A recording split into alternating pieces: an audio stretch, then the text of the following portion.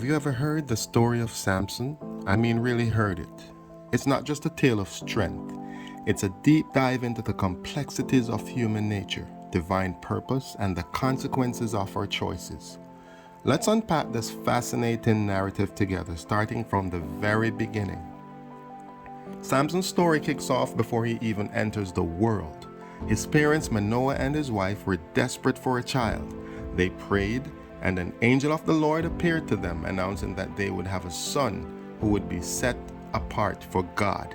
This child was destined to begin the deliverance of Israel from the Philistines. Now imagine the weight of that prophecy from the moment he was conceived. Samson was marked for greatness, but with greatness comes a heavy burden.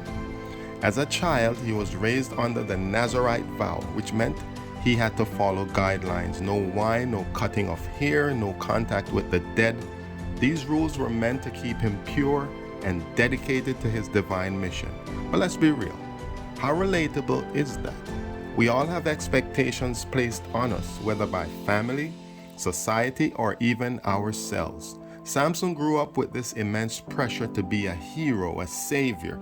The stakes were so high, and as he matured, so did his strength, both physical and spiritual. Now, Samson wasn't just some superhero.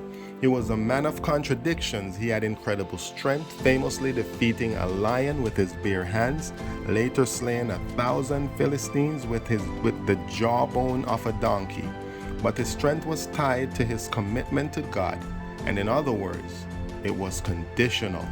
The moment he began to stray, oh boy, did he stray.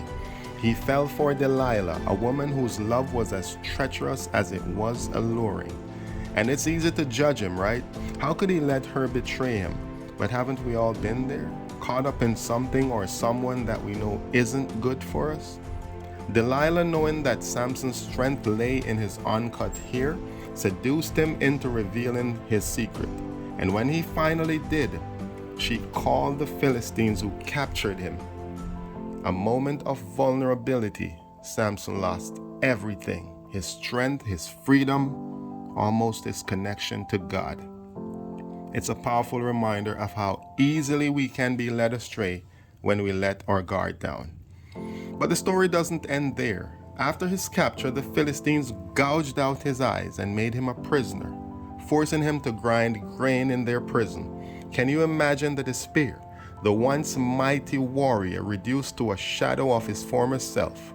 Yet even in his darkest hour, God's plan was still at work. As his hair began to regrow, so did his strength.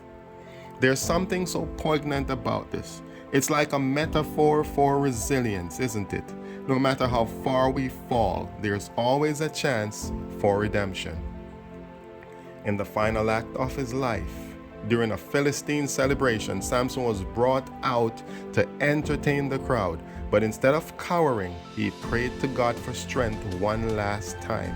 He pushed against the pillars of the temple, collapsing it and killing thousands of Philistines, but also himself. It was a tragic end, but also a powerful statement. Samson fulfilled his purpose even if it cost him everything. So what can we take from Samson's story?